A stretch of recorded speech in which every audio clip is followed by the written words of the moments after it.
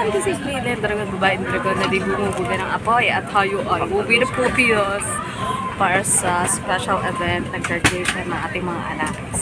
So first time nating sumakay ng Cebu Pacific and let us try if it's going to be good. Okay? Balita ko kayo later. Bye-bye! God bless! This is Flight 5J273 and we are bound for Manila, Philippines, and only guests for this flight to Manila must be on board. If you have a different flight number or destination, please call your cabin crew for assistance. My team, welcome aboard Cebu Pacific, making first moments happen with you. We are now ready to depart. For Manila, Philippines, in command of the aircraft is Captain Eric Jereza. The controls is Captain Alex Espinosa, ably assisted by First Officer Vincent D. Reyes. Our flight time will be approximately 1 hour and 40 minutes, and for information, there is no time difference between Manila, Philippines and Hong Kong.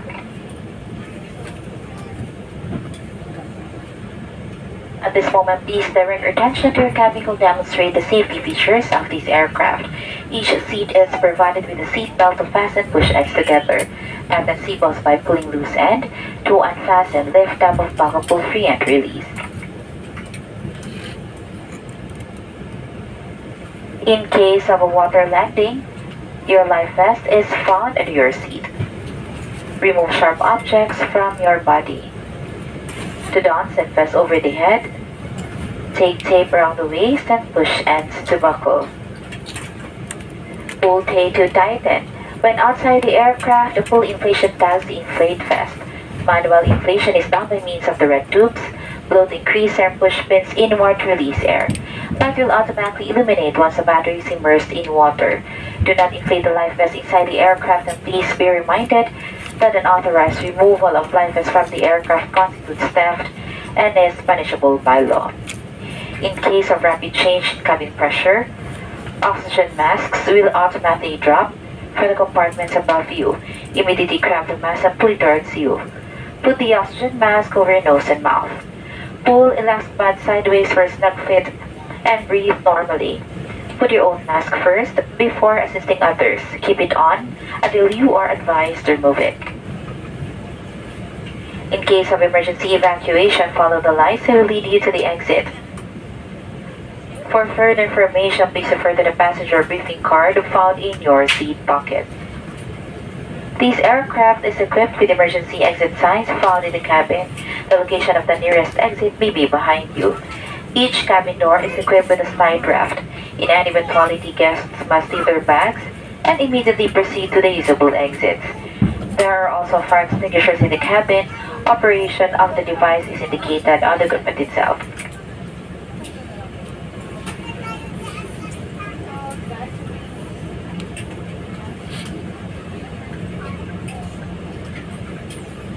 Due to the potential risk of fire associated with lithium-ion batteries and damage to portable electronic devices, we request that you remove all charging cables from the in-seat power outlets during taxi takeoff and landing.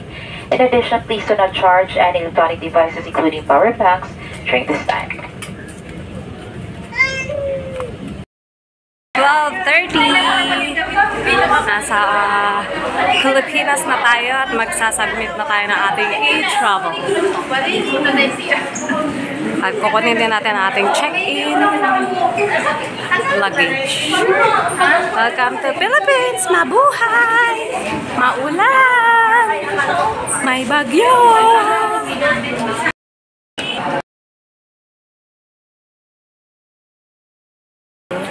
Yan o, San Sebastian.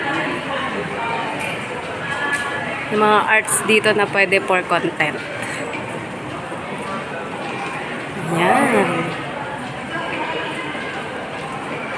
Yung mga artifacts.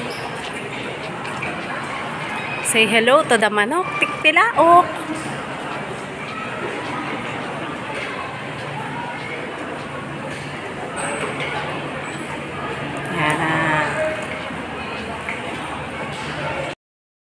Nag-iintay po tayo ng ating planeta. Naglaro-laro tuloy.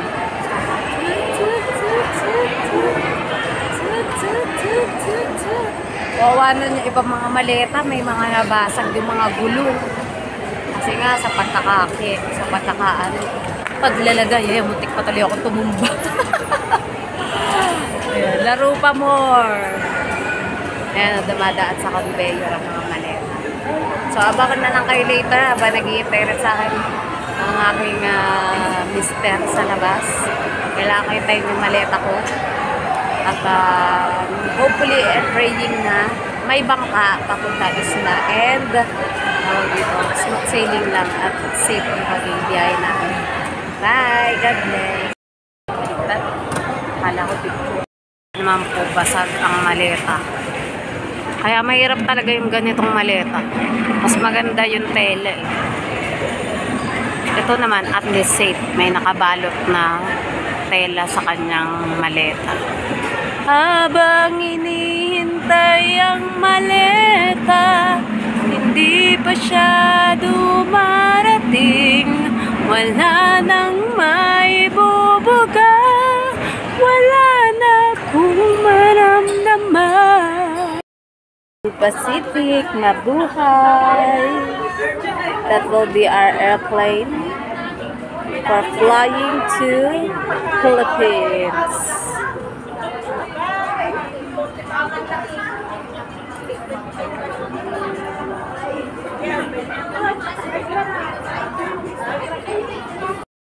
Tayo ay mamimili. Appliances in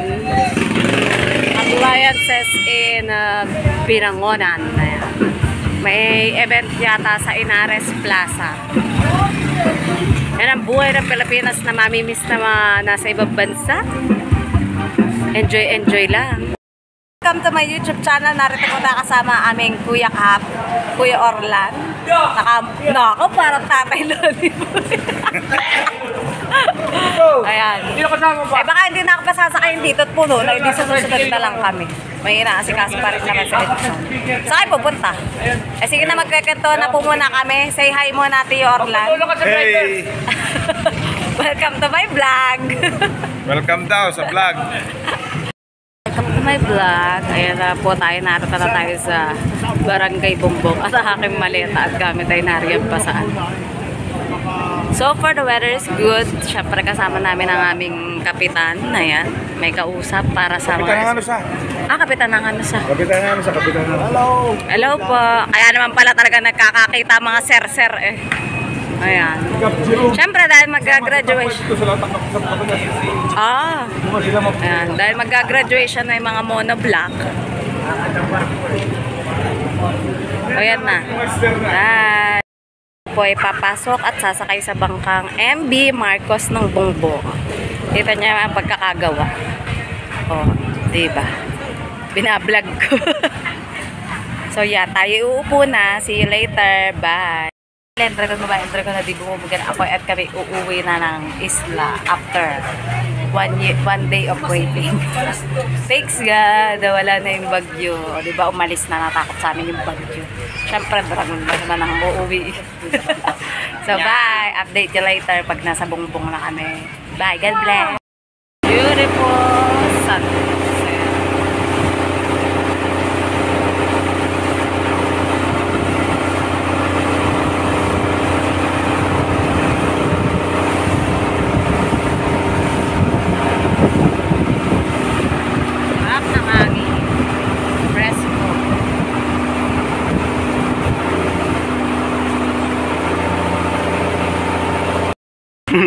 Wala ko yun dun ah. Excited ka, hindi pa. Wala ko yun ah. Ganda ng pagkakagawa nila dito, may daanan ng mga maliliit na bangka. Hindi, ganyan talaga lahat. Ganyan talaga lahat. Wala naman ganyan na sa Bongbong. We're arriving on our barangay Bongbong, Binangonan, Rizal, ang aming hometown. Nakasabay pa namin ang bangka ng mga Tito Itchy. Ayun na.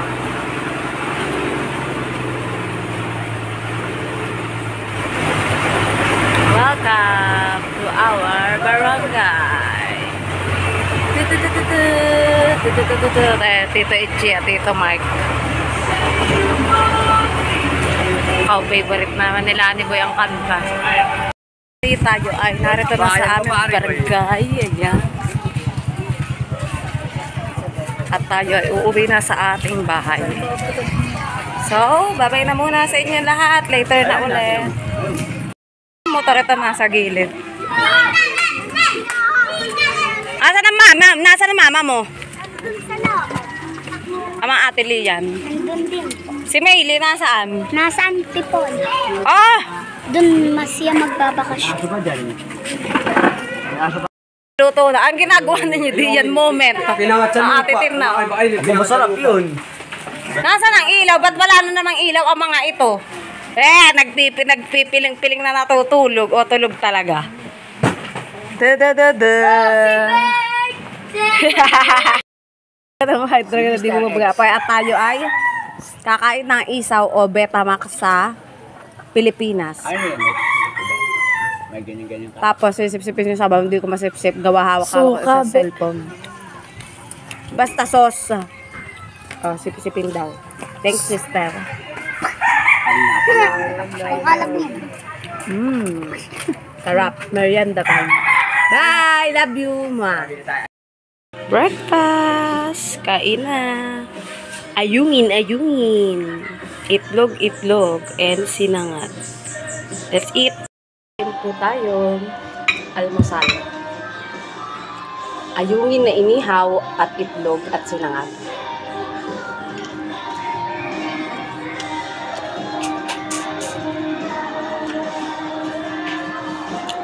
Kahit magkaitim yung hose.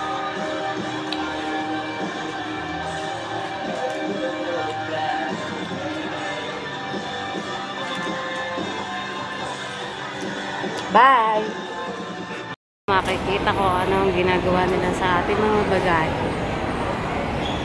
Wala sa kanilang lalagyanan.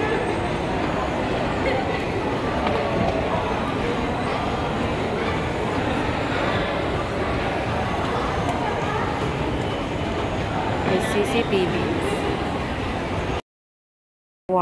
Tosinong hipon.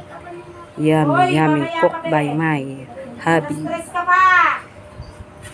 We're gonna eat the tosinong hipon. Lord bless His promise. Lord of our peace. We pray in the Lord Jesus Christ. Amen. Pero nagpag-pray ko na talaga kanina. Sarap. Thanks, Papa, for cooking. Dali-dali yun. May dumi pa ako sa ano. Aba, syempre, with the airport. For the vlog.